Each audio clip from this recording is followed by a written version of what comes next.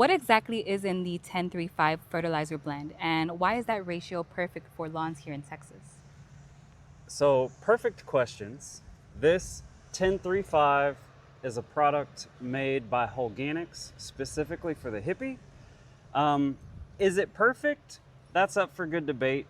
However, when it comes to lots of homework I've done on St. Augustine, you want a 3:1:2 ratio of fertilizer. So we almost got that with the 1035.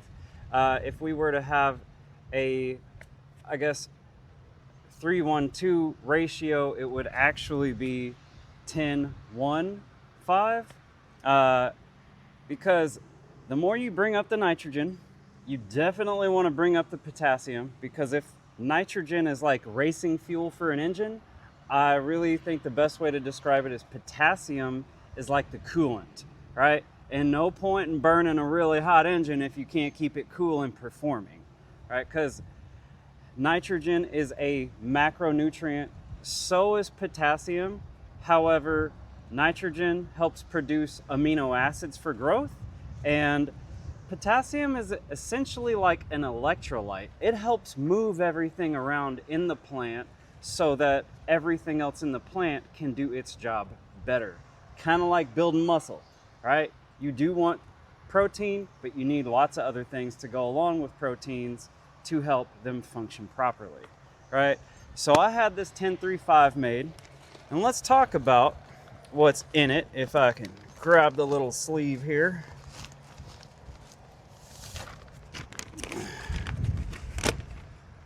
So what I want to start with what's in the bag, and not just fertilizer, right? We have molasses, high fructose corn syrup. I'll explain that in a minute. All right, we have brewer's yeast, yucca extract, and we have bioinoculants. So we have good bacteria and fungi that work with the root zone called the rhizosphere to help synergistically dig deeper into the soil, pull out nutrients from the soil, and interact with the soil to also give back, because that's what all plants do. They give back exudates, which is like little food packets, to the microbes, and the microbes say, hey, I like this stuff. So they solubilize minerals and give it up to the plant. Now, in this, we have urea nitrogen, and we have chicken manure as nitrogen sources. The chicken manure is going to help also feed biology. Urea is a pretty common nitrogen source. It's kind of in between slow and fast. It's not really, really fast, but it's not really, really slow.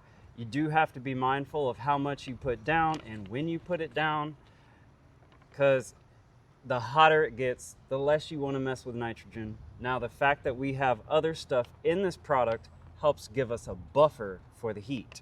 Now, I want to go back to that high fructose corn syrup, okay? Because I know when we talk about it in drinks and food, it's terrible, right? Spikes your blood sugar, all that stuff. Well, guess what? Microbes in the soil love sugar. They thrive on it, and we want to feed microbes in the sugar pretty much as we can, because most of what's on the market tells us to do the opposite of supporting soil biology and feeding microbes.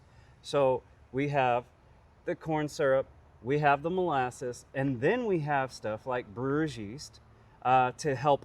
It acts almost like a fungi in soil, so it helps again to make the root zone more efficient and solubilize nutrients. It's very fascinating how brewer's yeast works in the soil. It's awesome.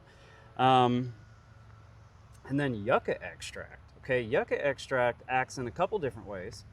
One of the ways is that it helps the plant be more resilient to heat and cold changes. But another thing that it does is it is a natural wetting agent, meaning that it helps water penetrate deeper into the soil. Almost like a soap will do something similar, but yucca extract is like the natural version of what makes that happen in soap. So that it is what is in 1035 Holganics, made for the hippie.